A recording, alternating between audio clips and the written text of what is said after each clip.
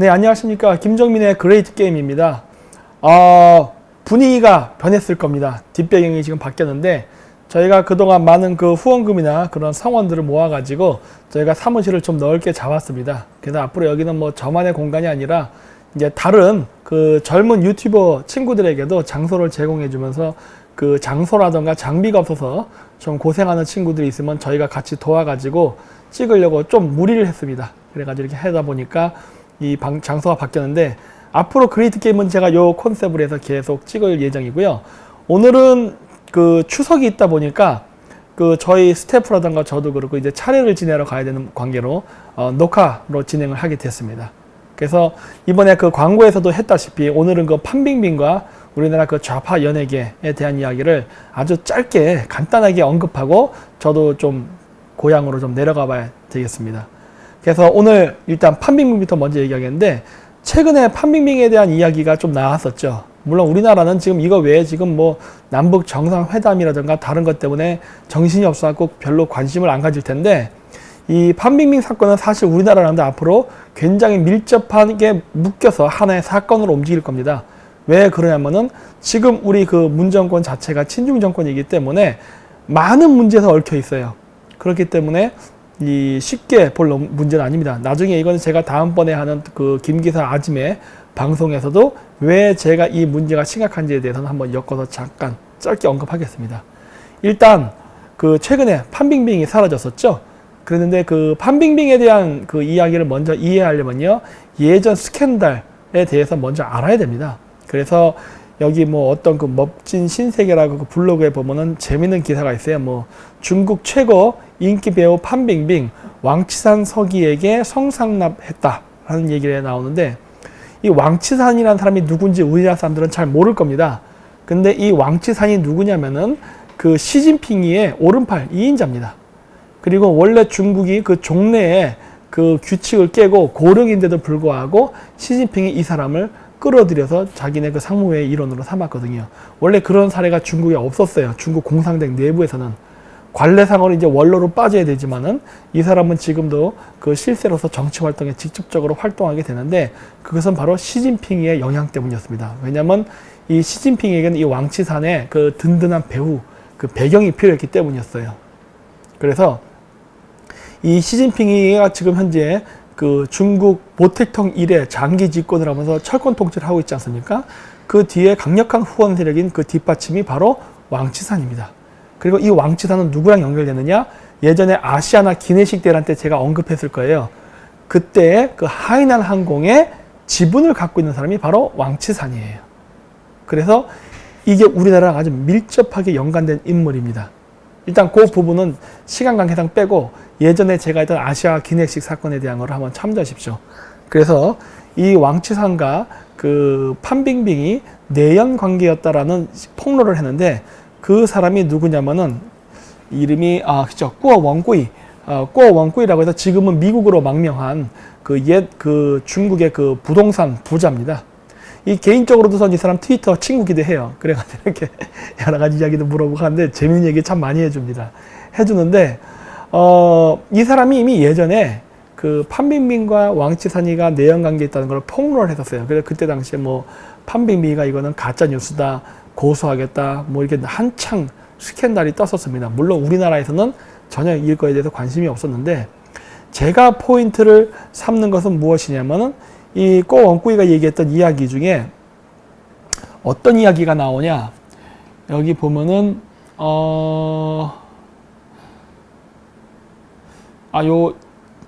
여기 보면 어떤 얘기가 나오냐면은 그 판빙빙이 그 성상납을 했고 이를 촬영한 영상도 있다라고 합니다. 있을 수 있을 거라고 저는 봐요. 근데 어쨌든 간에 왕치산이의 재산이 미국에 있는데 이게 그 판빙빙의 명의로 된 것도 있는 것 같습니다. 그거는 사실 근데 이상할 게 하나도 없습니다. 제가 원래 중앙아시아에 오래 살았지 않습니까? 그게 바로 소비에트 문화권의 전통입니다. 뭐 모르겠어요. 우리나라도 이런 전통이 있는지 없는지 잘 모르겠지만, 소비에트 구역, 그러니까 구소련권 국가들의 정치인들은 항상 자기의 재산을 응닉하기 위해서 그 첩을 두는 제도를 썼습니다. 그러니까 본부인을 통해서도 재산이 있지만 그 자기가 부정부패로 모은 많은 재산을 관리하기 위해서 그 재산을 자기적 명의로만 하게 되면 나중에 걸리거든요. 여러 가지 문제로. 그래서 내연 관계를 만든 다음에 그 내연녀에게 자신의 재산을 넘겨가지고 대리 관리하게 하는 시스템을 많이 해요. 근데 여기서 보면 또 판빈빙이 공교롭게 결혼을 했다 그러더라고요. 근데 저는 그것도 안 믿어요. 왜 그러느냐. 이 구소련권 국가에서 보통 공산당 그 지도자들이 어떻게 하냐면 그 내연녀를 감시하기 위해서 감신을 붙입니다. 근데 그냥 감시 묻히면 문제 생기잖아요. 그래서 어떻게 하냐? 위장 결혼을 시켜요. 그래서 저는 그 판빙빙의 남편도 실질적인 남편이 아니고 관리인일 거라고 저는 보고 있어요. 그래서 판빙빙이 다른 남자를 만나는지 아니면은 그 자기 재산을 어떻게 삥땅을 치는지 이런 거를 관리하는 감시 역할을 할 수 있어요. 혹시라도 둘 사이에 애가 태어난다면 그것은 왕치산의 자식이 아니라 결혼을 했기 때문에 그 남자의 아들이 되는 거거든요. 이런 식으로 여러 가지 그 효과를 노릴 수 있기 때문에 그리고 여자 입장에서도 자신의 안전 그리고 그 재산을 지킬 수 있는 담보가 뭐가 됩니까? 자식이에요. 그래서 자식을 낳으려 한다고요. 그러니까 이런 여러 가지 이해관계 때문에 그러한 그 위장 결혼이라든가 그리고 그 위장 결혼을 통한 그 재산의 은닉 이런 것들은 유라시아에 있는 구소련권 정치인들에게도 광범위하게 일어나기 때문에 저는 이 꼬원꾸이가 얘기한 이야기가 완전히 거짓말은 아닐 거라고 봐요. 근데 최근에 이런 사건이 있었습니다. 판빙빙에 관련된 모든 게 사라지고 있다. 그 태국에서 찍었던 그 각종 광고, 그 다음 중국 내에서 여러 영화, 드라마 이런 데서 판빙빙이 사라져 버렸습니다. 그래서 많은 사람들이 의심을 하기 시작했죠. 이게 무슨 일이냐 라는 이야기를 많이 하고 했는데 이 부분에 대한 내용은 중국 매체에서도 언급이 됐었어요. 근데 여러분 그거 아십니까? 중국의 CCTV나 인민일보 같은 이런 모든 매체들은 다 정권에 납할습니다. 즉 정권에서 지시를 내리지 않으면 함부로 기사를 쓸 수가 없어요. 그랬는데 판빙빙이 이면 계약을 해가지고 부당이득을 취했다든가 이러한 내용들이 중국 매체에서 터져나왔습니다. 그래서 전 그걸 보고 놀랐어요. 왜냐? 불가능한 일이니까. 시진핑의 집권 시기에 판빙빙이를 까는 것은 불가능한 얘기입니다. 왜 그러느냐? 그건 판빙빙의 문제가 아니라 왕치산의 문제이기 때문에. 그리고 왕치산을 건드리면 결국 누구한테 간다? 그 영향이 시진핑에게 갑니다. 따라서 건드릴 수 없는 내용임에도 불구하고 판빙빙을 건드리는 거 보고서 그때 제가 느꼈던 것은 무엇이냐? 아, 시진핑 권력이 흔들리고 있구나예요. 왜 시진핑 권력이 흔들리고 있구나라고 생각하느냐? 분명히 판빙빙이의 비리를 터뜨리고 싶은 사람은 절대 시진핑 주변에 인맥일 리는 없습니다. 왜냐? 시진핑 집권 하에 있는데 시진핑 지지 세력이 판빙빙을 건드릴 리가 없어요. 왜? 실질적으로 그 시진핑이 하고 있는 그 반부패 전쟁의 선봉장인 왕치산의 내연녀를 건드린다는 건 있을 수 없는 일이거든요. 그렇다면 그 뉴스는 누가 터뜨렸을까 하는 거예요. 모르긴 몰라도 10중 8구 장택민 계열에서 했을 겁니다. 왜? 장택민 계열은 시진핑 계열에게 엄청 지금 까여가지고 많은 사람이 감옥에 가거나 죽고 재산을 잃어버렸기 때문이죠. 그래서 정상적인 구도라면은 지금쯤 시진핑의 장기 집권 기간 동안에 장택민 계열은 힘을 잃어가지고 이러한 것들을 할 수 없을 만큼 힘이 약해져야 되는데 이게 중국 매체에서 나왔다는 것은 중국 권력 내부에서 시진핑이의 불만을 갖는 사람들이 점점 증가한다는 것을 반영한다고 볼 수 있어요. 즉 시진핑이의 권력에 도전하는 세력이 힘을 얻었답니다. 그랬으니까 중국 매체에서 이게 보도가 됐겠죠. 라고 저는 지금 추측을 하는 거예요. 그래서 미국 언론에서도 그 판빙빙이가 잡혔다는 그러한 그 내용을 확인을 했죠. 근데 여기에서부터는 여러 썰이 나오기 시작합니다. 제가 본 여러 기사 중에 뭐가 있었냐면은 판빙빙이가 LA 공항을 통과했다. 왜? 거기 지문이 남았는데 그게 판빙빙 것이었다. 이런 얘기가 있어요. 그 얘기는 뭐냐면 판빙빙이는 그때 당시에 여러 비리 사건 때문에 공안의 조사를 받을 것 같으니까 해외로 출국했다는 소리예요. 그리고 출국이 됐기 때문에 LA 공항에 지문이 찍었겠죠. 하여튼 그러한 하나의 가설이 있고 또 하나는 뭐냐? 출국 못하고 바로 중국에 잡혀갔다는 설. 뭐 여러 가지 것들이 있어요. 그래서 저는 그 여러 신문 기사들을 읽으면서 제 나름대로의 가설을 어떻게 잡았느냐. 판빙비기는 확실히 나갔을 것이라고 저는 봅니다. 왜냐? 지문이 찍혔다고 하니까. 제3자가 남의 지문 찍고 나갔을 리는 없어요. 굳이 그럴 이유도 없고. 그렇다면 분명히 판빙비건 LA 쪽, 즉 미국으로 들어간 거는 맞는 것 같은데 어떠한 경로를 통해서 다시 중국으로 잡혀간 게 아닐까라고 보는 거예요. 저는 양쪽 설, 그러니까 중국에서 잡혔다는 설과 미국으로 도망쳤다는 설을 두 개를 다 취합해서 전 중간으로 보고 있습니다. 근데 거기에 그 여러 가지 그 이야기 중에 여러 소문 중에 어떠한 것이 있었냐면요. 어딨냐. 그렇지. 판빙빙이 성령의 도움을 받아서 그 탈출을 했다는 이야기가 나옵니다. 이 부분이 굉장히 흥미로워요. 물론 같은 영화계의 선후배 관계니까 성령한테 도움 받을 수 있어요. 왜냐면 그 97년도에 그 홍콩이 반환되던 시점에 많은 홍콩의 배우들도 그 캐나다로 망명을 갔습니다. 옛날 때 그 553 감독이라던가 그 다음에 뭐 주윤발 뭐 많은 그 당시 홍콩 르와르 영화를 했던 그쵸 어렸을 때 맨날 그거 보고 맨날 이쑤시개 입에 꼽고 비비탄총 쌍권총 들고 막 그 긴 바바리 코트 입고 막 그랬었거든요. 그게 한때 유행을 했었는데 그때 홍콩이 반환되면서 많은 홍콩의 예술인들이 캐나다로 망명했거든요. 그때 당시에 뭐 그런 홍콩 배우뿐만 아니라 탕웨이라 그래서 심지어 중국 대륙 출신 영화 배우들조차도 뭐 그 당시에 캐나다, 싱가포르, 홍콩 이런 쪽으로 적을 옮기면서 중국으로부터 탈출하는 붐이 있었습니다. 그래서 많은 사람들이 중국 공산당 정권에 의해서 연예계 사업이 그 탄압을 받는 게 두려워서 표현의 자유를 얻기 위해서 도망쳤는데 그때 성령이 어땠느냐? 성령은 국적을 바꾸지 않았습니다. 성령은 그 당시에 홍콩에 그대로 머물렀는데 홍콩의 성령이 그 이후에 했던 언사를 잘 보면요. 제가 홍콩인이었다면 성령을 배신자라고 느꼈을 만한 이야기들을 많이 했어요. 그랬고 옛날 2008년도 그 북경 올림픽이 결정됐을 때 북경에서 그 환영 퍼레이드가 열릴 때에도 그때 당시 제가 중국에 있었어요. 그러니까 그게 아마 그러면 2001년이나 2002년도쯤이었을 거예요.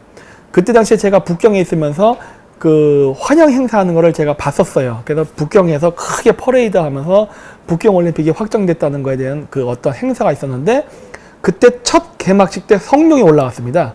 그래서 성령이다 하고 딱 봤는데 이 성령이 광동어를 쓰지 않고 북경어를 쓰는 거예요. 그리고 내가 특이하다 그랬어요. 원래 보통 홍콩 사람들이 자부심이 있어갖고 광동어로 얘기하거든요.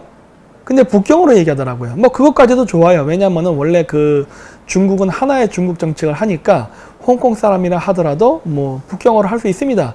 뭐 그렇게 할 수 있는 거죠. 근데 그때 당시에 그 성령이 첫 마이크를 잡고 한 말이 북경어로 뭐였느냐?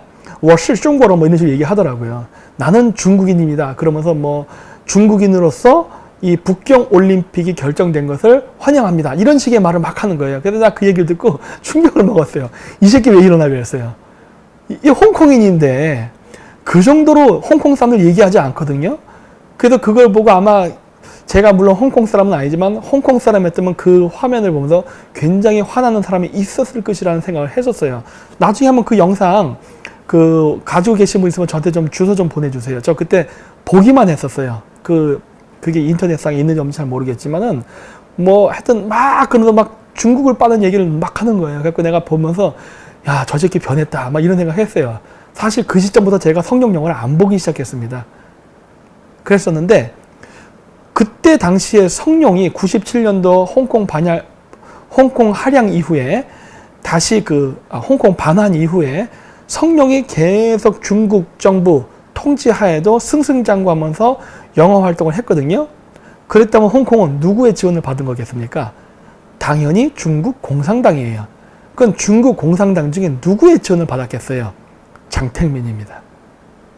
장택민 계열에게 지원받았을 거예요. 근데 판빙비가 망명을 할 때 성령이 도와줬다는 루머가 있는 거예요. 물론 성령은 강력히 부인을 했죠. 근데 제가 그걸 보면서 제 나름대로의 소설을 써본 거예요. 만약에 이것이 사실이라면 어떠한 소설이 가능할까라는 제가 생각을 해봤는데 어떻게 저는 그 기사들 여러 가지 그 소문들을 듣고 제 나름대로 이렇게 전체적인 그림을 짜맞춰 보느냐. 판빙빙이는 왕채산의 내연녀인데 장택민 계열의 반대파들이, 즉 시진핑의 반대파들이 시진핑이가 대중 무역전쟁에서 계속 실패하면서 중국 경제가 나빠지면서 내부 엘리트들의 균열이 생겼다.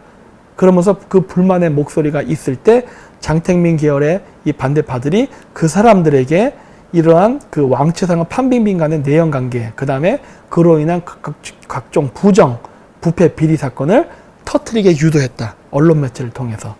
그래서 언론 매체에 그것이 방송이 나가자 판빙빙이는 거기에 위기의식을 느끼고 바로 해외로 도주를 했다.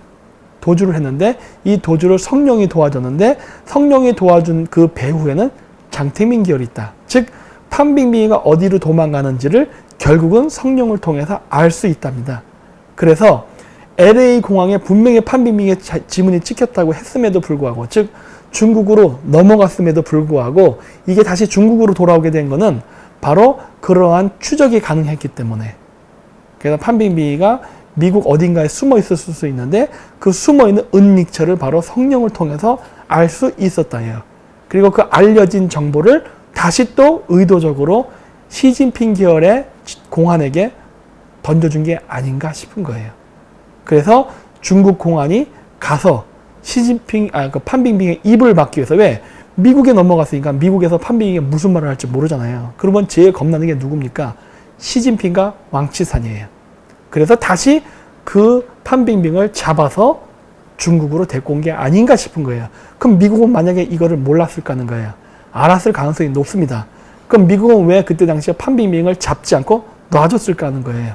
그거는 아마 미국 정부부 내에서도 판빙빙을 놓아주는 게 더 자신들에게 유리하다는 정치적 계산 때문에 그랬을 겁니다. 아니면 시진핑이를 엄청나게 트럼프에게 많은 양보를 해야만 했을 거예요. 판빙빙이를 데리고 오기 위해서. 그게 어쩌면 우리가 모르는 이 미중 무역전쟁 속에서 시진핑이가 일방적으로 미국에 까이는 큰 원인 중에 하나일 수도 있습니다. 어쨌든 결론적으로 판빙빙이는 중국에 와 있는 것 같아요.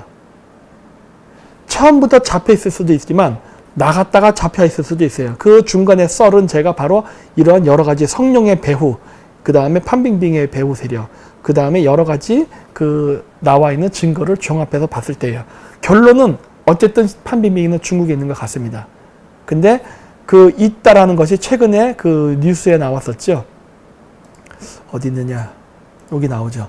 판빙빙은 집에 있다. 107일 만에 소식이 전해졌다 해가지고 지금 가택 연금 상태로 있다고 하는 것 같습니다. 뭐 그럴 수 있어요. 근데 이제 문제는 뭐냐? 앞으로 판빙빙이는 영화 배우로서의 생명은 끝났답니다. 더 이상 활동 못하게 될 겁니다. 그래서 여러 가지로 지금 판빙빙이는 그 정치, 이 권력자들 간의 암투 속에서 제가 봤을 때 희생양이 된 것 같습니다. 안타깝네요. 뭐 미인방명이라고 그 속담이 이 판빙빙에 해당되는 것 같습니다. 왜냐하면 여태까지 판빙빙이랑 같이 그 포토존에서 사진을 찍었던 중국 여배우들은 죄다 올킬 당했거든요. 그 정도로 판빙빙은 굉장한 미인이었는데 참 한때 시진핑 권력에 줄 서가지고 영화를 누렸었지만 이 여자의 운명이 이렇게 미중 무역 패권 전쟁 속에서 이렇게 당할 줄 누가 알았겠습니까? 네. 그래서 어쨌든 판빙빙의 운명은 이런 식으로 끝이 났는데 제가 이것과 연결해 갖고 이제 좌파 연예인들에 대해서 같이 이야기를 제가 한다고 했는데요. 그 이유가 뭐냐면요. 이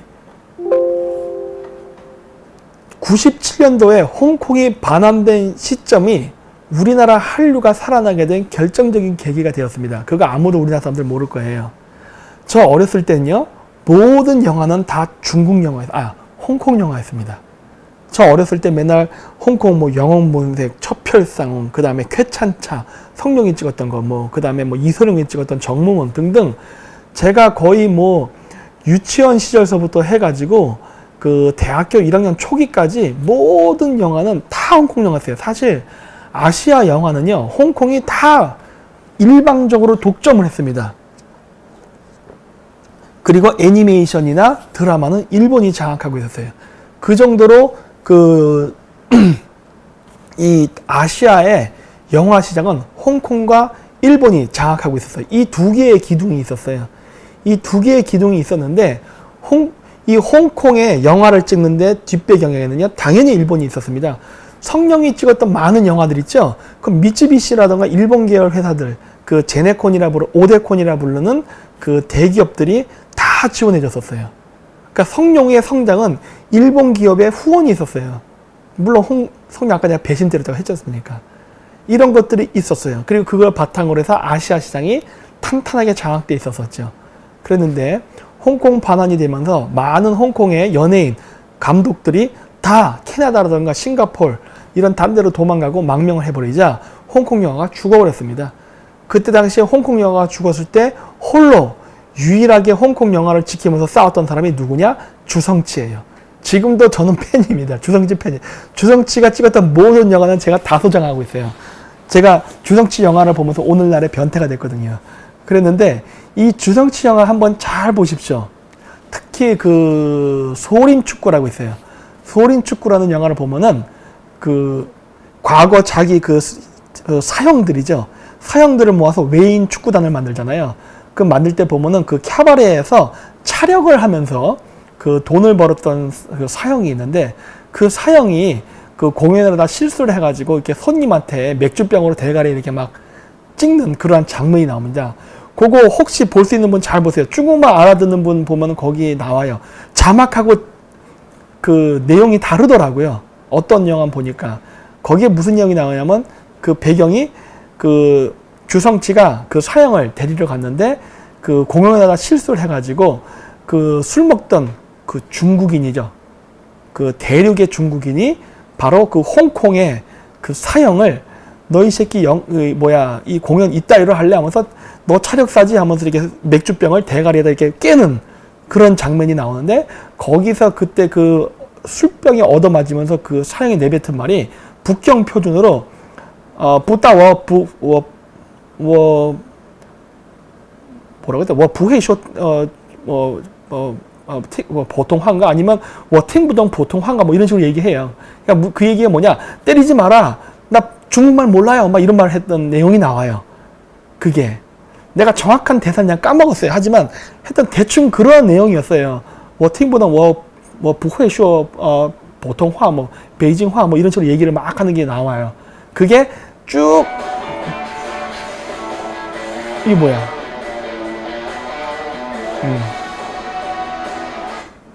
NG가 나네. 예. 그래서 그런 식으로 막 대화하는 게 나오는데 밑에 자막엔 그게 안 나오더라고. 그 자막도 또 의식해서 했나봐. 뭐 여러 버전의 자막이 있으니까 뭐 다른 거 한번 보십시오. 저도 잘 모르겠는데 하여튼 그런 내용이 나오는데 주성치 영화에는요 저항의식이 있어요.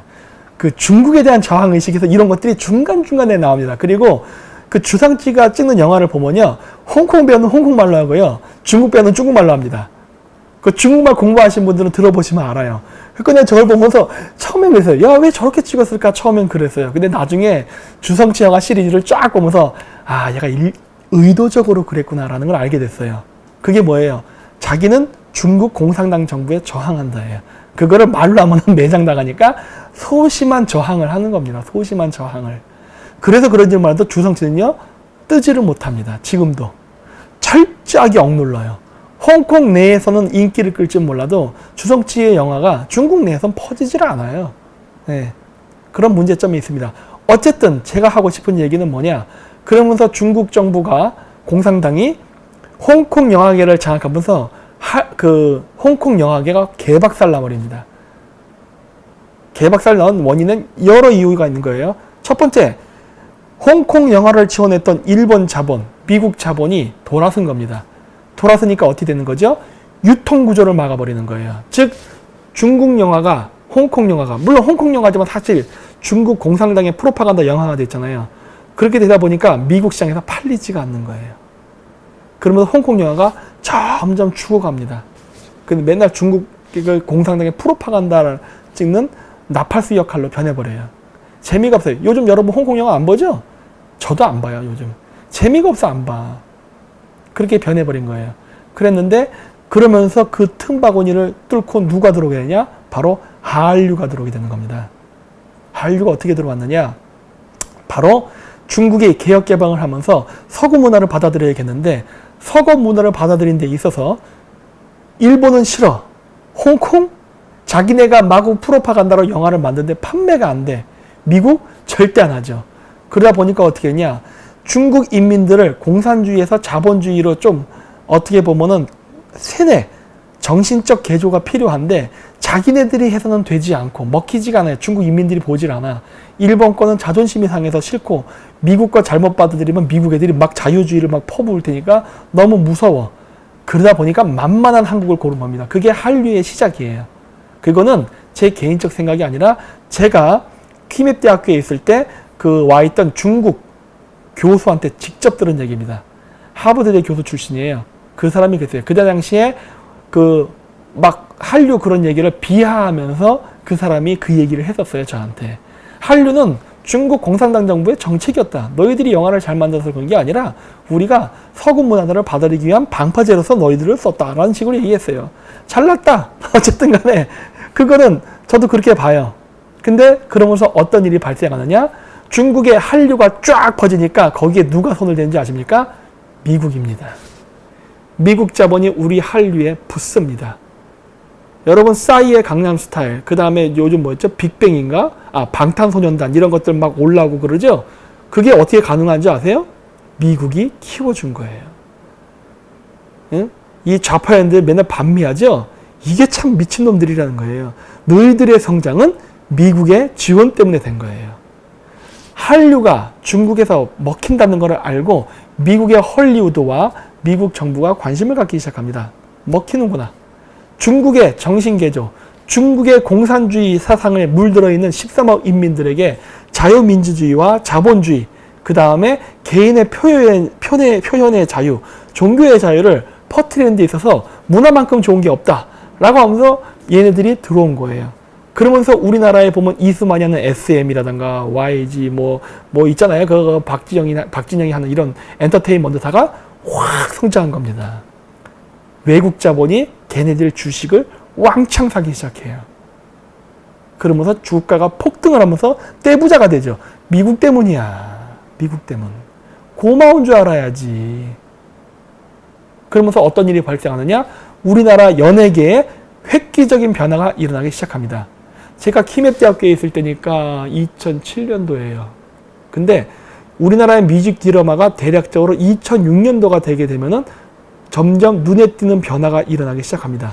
뮤직 드라마를 잘 보시면 옛날 우리나라 뮤직 드라마가 무슨 노래방에 나오는 맨날 그 있잖아요. 맨날 여자가 길거리 걸으면서 뭐 연예인들 추억하는 그림 존나 촌스러운 거 그런 거 있잖아요.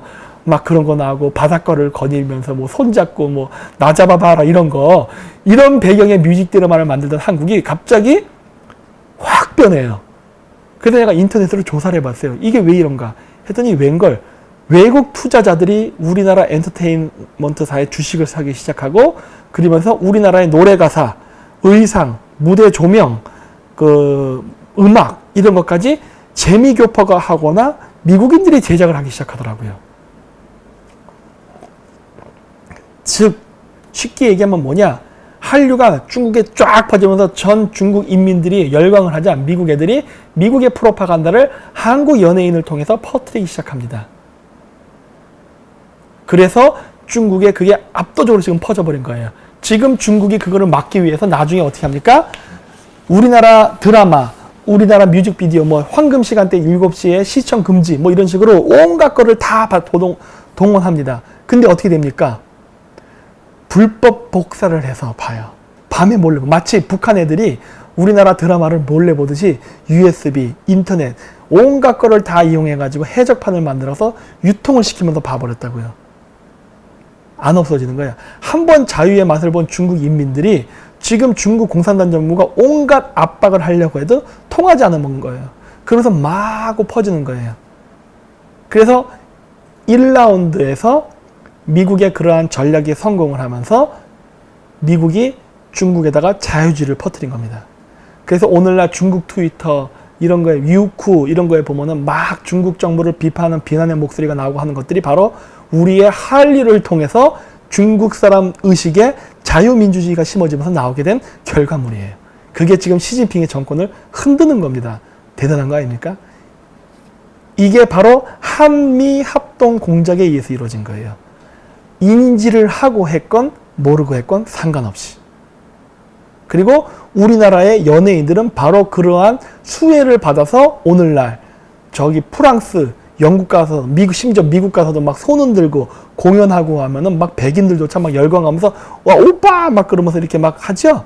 그거 다 미국의 덕택인 거예요. 그런데 2라운드가 시작되죠. 그러면서 어떻게 되느냐? 중국이 자신네들의 프로파간다가 해서 안 되니까 어떻게 하느냐? 한국 연예인을 빌려서 프로파간다를 만들려고 합니다. 그러면서 어떤 일이 벌어지느냐? 우리나라 연예계 사업에 중국 자본이 들어오기 시작합니다. 중국 자본. 그래서 어디 봅시다. 그 대표적인 영화가 일단 그 이전에도 많이 있었지만은 제가 2017년 군함도를 예를 들겠습니다. 이 이전에도 많아요. 요즘 여러분 아십니까?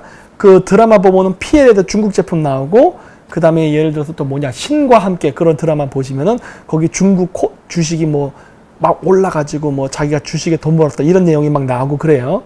그런 거 외에도 또 차이나타운을 배경으로 한 그 짜장면집 중국 화교에 대한 이야기, 그 다음 신세계, 전라도의 중국 화교들의 그 깡패 세계들을 만든 영화, 이런 것들처럼 중국을 배경으로 한 영화들이 무진장 많습니다.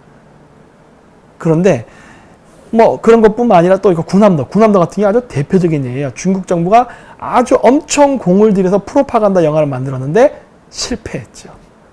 이게 2017년에 만들었던 영화인데, 이게 보시면 군함도가 첫날 97만 관객 신기록 해가지고 스크림을 독점했다 그랬어요. 그래가지고 그때 당시에 이 민병훈이라는 좌파 계열의 영화 감독도 비판을 합니다. 뭐라고 얘기했어요? 제대로 미쳤다. 21,068개의 독과점을 넘어 이건 광기다. 신기록을 넘어 기네스북에 올라야 한다. 대한민국 전체 영화관 스크린 2,500여 개. 상생은 기대도 안 한다. 다만 일말의 양심은 있어야 한다. 부끄러운 줄 알아라. 그래갖고 이게 뭐냐? 군함도가 스크린이 2,168개가 걸렸답니다. 우리나라 대한민국 영화관이 2,500여 개가 되는데 그 중에 2,168개를 장악해버린 거예요. 어떻게? 중국의 자본으로. 아주 쳐바른 거예요. 쳐바른 거. 왜? 여긴 CJ, LG 이런 데가 있잖아요. LG, CJ 대표적인 신중기업 아닙니까? 그래가지고 또 LA에서 망신까지 당했죠. 타임스퀘어에다가 이런 그림을 올렸었잖아요. 그래서 이게 강제징용된 뭐 노동자다 했는데 알고 보니까 이게 일본인이었어. 그래갖고 스크린 내렸죠. 개쪽 당한 거죠. 그래서 중국인들이 대규모로 한국에다가 한국 연예인들을 이용해가지고 군함도라는 영화를 만들면서 한국 내에서 반일 감정을 일으키게 하면서 그 한국의 좌파 우파를 갈라서 정치적 분열을 일으키게 유도를 하고, 그러면서 더 나아가가지고 박근혜 탄핵 이런 건 다 복합적으로 연결되어 있는 거예요. 적폐청산 이런 거. 이런 프로파간다를 이용하면서 우리나라의 반미 친중 정서를 일으키려고 온갖 프로파간다를 쓰는데 바로 연예계를 이용합니다. 그러면서 반일 감정 부추긴데도. 그런데 실패했죠. 여기 보면 이렇게 120명이 죽었다라고 했는데 알고 보니까 일본인이었어요. 그래서 이게 바로 내려갔죠. 이것도 이 프로파간다를 우리나라 좌파 재미 교포들이 이렇게 공조를 해서, 이게 희한해요. 왜 미국에 살면서 반미 행동을 하는지 모르겠어요. 얘네들이 이렇게 공조해가지고 중국 자본으로 만들어진 영화를 미국에 사는 좌파 재미 교포들이 자기네들이 돈을 들여서 했다는데, 이것도 배달사고 있었다고 하죠. 이런 일들이 있었다고. 근데 저는 지금도 얘기하지만 저는요, 난징 학살이 없었다고 생각하지 않아요. 있었습니다. 이게 아사히 신문이에요. 제가 일본에 있을 때 신문 배달했던 그 아사히 신문에서 이렇게 신문 기사가 났어요. 100명을 누가 더 목을 댕강댕강 잘 자르나 내기 대회에서 누가 이겼나 이런 것들. 그러니까 일본 매체에서 일본 애들이 스스로 그 당시에 보도했기 때문에 저는 난징 학살 있었다고 봅니다. 다만 60만 학살인가 30만 학살인가 그거는 오바에다예요. 그건 아니다예요. 그 정도까지 죽이진 않았다예요. 하지만 난징 학살은 존재했다라고 보는 거예요. 단 중국인들이 뻥튀기 했다예요. 저는 그렇게 봐요. 그래서 자, 여기서 나오는 게 바로 증거입니다. 중국 자본 텐센트 뭔지 아시죠? 카카오톡 인수하고 있는 애들, 얘네들 텐센트들이 바로 CJ ENM 게임 사업을 지분 투자합니다. 그러면서 CJ에 들어와서 영향력을 끼치기 시작하고 카카오톡 하면서 지금 카카오뱅크까지 만들었어요. 우리나라 금융사업까지 합니다. 처음에는 우리나라 게임업으로 들어와갖고 이 카카오의 게임 있죠? 이런 걸로 들어와서 카카오 시장을 장악하더니 바로 은행도 장악하고 그리고 CJ랑 해가지고 함께 CJ 게임 사업에 지분 투자하면서 나중에 영화관까지 들어갑니다. 그래서 CJ 창투가 타임와이즈 인베스트먼트로 회사명을 변경을 해요. 그때가 언제였냐? 2014년 4월 17일입니다. 근데 이 타임와이즈 인베스트먼트 이사가 무슨 말을 하느냐? 내수 시장에는 한계가 있으며 중국과의 영화 공동 제작을 대안으로 제시했다. 즉 이때 붙어먹습니다. 2014년에 CJ가 우리나라 극장을 얼만큼 장악하는지 잘 아시죠? 여기에 중국 자본이 들어와가지고 그리고면서 CJ E&M이 외인 지분율이 1등이 됩니다. 왜 그럴까요? 중국 자본 때문에. 중국 자본이 가장 많이 들어간 데가 어디냐? CJ예요. 이렇게 되는 거예요. 이렇게 시나리오가. 이러면서 우리나라 영화계에 중국의 프로파간다를 넣기 위한 공작이 시작됩니다. 그러면서 우리나라에서 만들어지는 드라마, 영화, 그 다음에 PPL 등등 많은 분야에 중국 자본이 영향을 끼치면서 중국의 입맛에 맞는 드라마, 영화를 만들기 시작한 거예요. 그러면서 얘기하는 얘네들이 그걸 하기 위해서 뭐 합니까? 반일 감정을 부추기기 위해서 뭐 공작이라는 등 각종 영화들을 다 만들죠. 통과할게요. 이것도 이제 그냥 통과하겠습니다. 그래서 이 이야기를 제가 왜 하느냐? 우리나라 한류가 뻗치기 이전에 우리나라 연예인들은 그저 국내에 조그만 연예인들이었어요. 그냥 국내에서 한국에서 뭐 오빠 뭐 언니 이러면서 그냥 유명했던 골목대장이었어요. 골목대장. 근데 그 골목대장했던 그 초라했던 연예인들이 국제적인 세계적인 연예인이 되게 해준 데에는 바로 누가 있었느냐? 미국이 있었습니다. 미국이 미중 그 패권 경쟁 속에서 미국의 그 정신, 미국의 이상, 뭐 우리한테는 나쁠 게 없어요. 사실 좋은 거예요. 사실 그 덕택에 우리나라가 이만큼 잘 살게 된 겁니다. 민주주의라던가 표현의 자유, 종교의 자유 이런 것들을 얻게 된 건 다 미국의 어떻게 보면 그 문화를 받아들이면서 생긴 우리 어떻게 혜택이에요. 근데 중국 인민들에게도 혜택은 될 수 있지만 중국 공산당에겐 그게 독이거든요. 독재를 할 수 없고 종교의 자유를 줄 수 없고 표현의 자유를 줄 수 없는데 그게 미국 문화를 통해서 퍼지면 안 되기 때문에 철저한 규제를 했단 말이에요. 근데 그 규제를 하면서 풀어준 게 한류였는데 그거를 보고 미국 애들이 그 한류를 이용해서 우리나라에 대규모 투자를 하면서 우리나라 연예인들을 세계적 배우로 키워줬단 말이에요. 마치 성룡처럼. 그래서 우리나라 연예인들이 미국에도 가고 프랑스에도 가고 영국에 가서도 이제는 그 미국에 있는 그 뭐 아시아계 미국인들 이런 사람들만 열광하는 게 아니라 거기에 있는 백인 흑인들까지도 그리고 뭐 히스패닉까지도 막 열광할 정도로 그렇게 세계적인 진짜 전 인류의 사랑을 받을 수 있는 배우가 될 수 있게 키워줬단 말이에요. 근데 이러한 영화 배우들 정우성 같은 이런 사람들이 전부 다 어떻게 되니까 좌파화되는 거예요. 왜? 그 이후에 중국 자금을 받아서 중국 돈에 놀아나면서 그러면서 반미적 성향을 띠는 배우가 된 겁니다. 자, 그러면 생각해 보십시오. 우리나라 한류의 운명이 어떻게 될 것 같습니까? 죽습니다. 그렇게 되면. 우리나라 한류는. 키워줬더니 세계적인 배우로 키워줬더니 거꾸로 칼을 꼽으려고 하는 거예요. 이러면 안 되죠. 지금 우리나라가 보면은 경제, 국방, 외교만 지금 미국에 대해서 배신을 하는 게 아니라 연예인들조차도 배신을 하는 겁니다. 중국 공산당 정부의 나팔수가 되려고 그래요. 지금 우리나라의 많은 연예인들은 다 미국의 도움으로 다 부자가 된 거예요. 그 연예인들이 갖고 있는 뭐 모르겠어요. 무슨 외제 자동차, 해외에 투자한 사업들, 그 다음에 저희 뭐 엄청난 럭셔리한 그 집들 이런 것들 다 미국 때문에 얻은 거예요. 기본 생활이. 거기서 플러스 더 해갖고 와인, 샴페인 몇 잔 더 먹겠다고 중국 돈 몇 푼 더 받아서 그것 때문에 돌아선다? 이거는 엄청난 배신 행위입니다. 그리고 미국이 유통시장 막으면 우리나라 한류가 뻗을 것 같습니까? 예를 들어 볼까요? 우리나라 중국이 헐리우드에 진출해가지고 많은 영화사를 장악했습니다. 그리고서 영화를 많이 만들었어요. 인디펜던스 데이 2, 림 퍼시픽, 뭐 기타 등등 뭐 여러 가지 영화들 많아요. 그 영화 산업들 지금 성공했습니까? 다 실패했습니다. 중국이 헐리우드에다가 돈 투자해서 자기가 투자해서 중국의 프로파간다 영화를 만들려고 했다. 다 실패했어요. 왜 실패인 줄 아십니까? 유통구조망을 미국하고 유태인들이 장악하고 있어요. 걔들이 그 길을 열어주지 않는 거예요.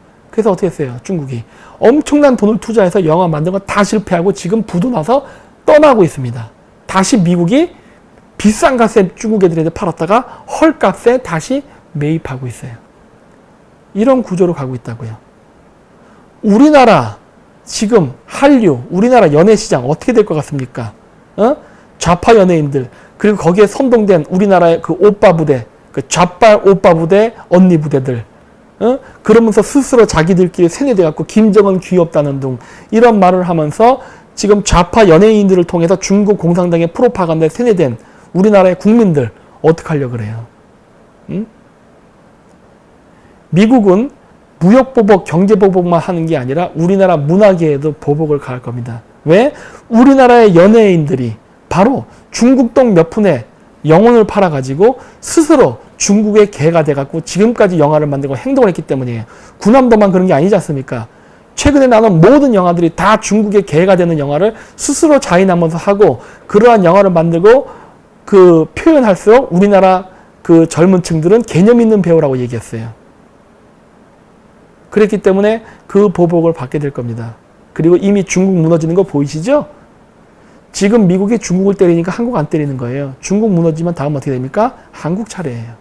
이걸 아니까 더욱더 우리나라 연예인들이 중국에 붙어갖고 빱니다. 왜? 중국 무너지면 다음에 자기가 죽을 테니까.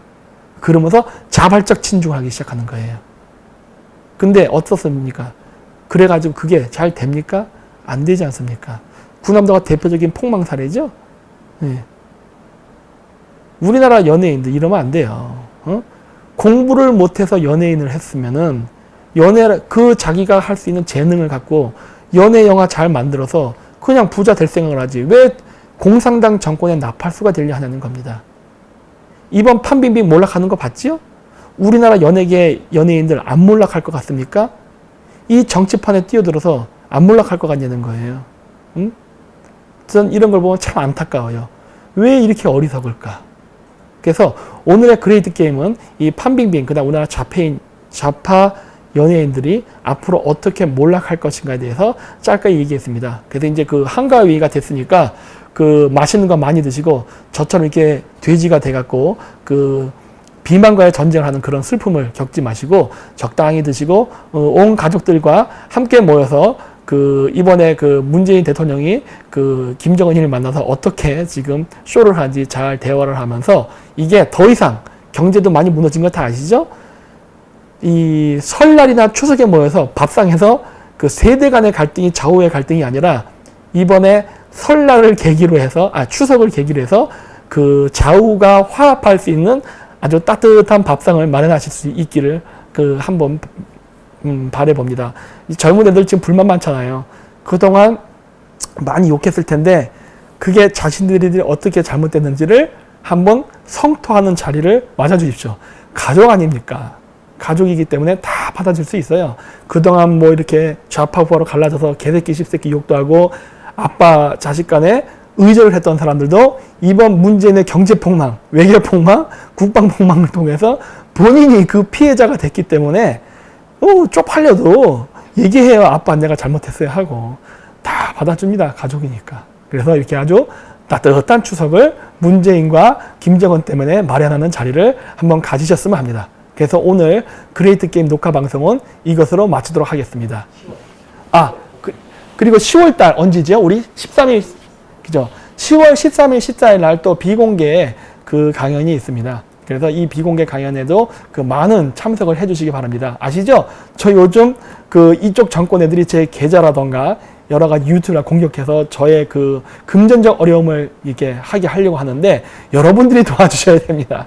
그래서 저도 열심히 비공개 강의 준비를 많이 해서 오셔갖고 절대 손해보지 않았다라고 느낄 만큼 준비를 많이 할 테니까요. 많은 참가를 부탁드립니다. 그래서 그 제가 끝까지 이 투쟁을 할 수 있게끔 도와주시기 바랍니다. 네, 그래서 오늘 크리에이트 게임은 이렇게 마치도록 하겠습니다. 네, 감사합니다.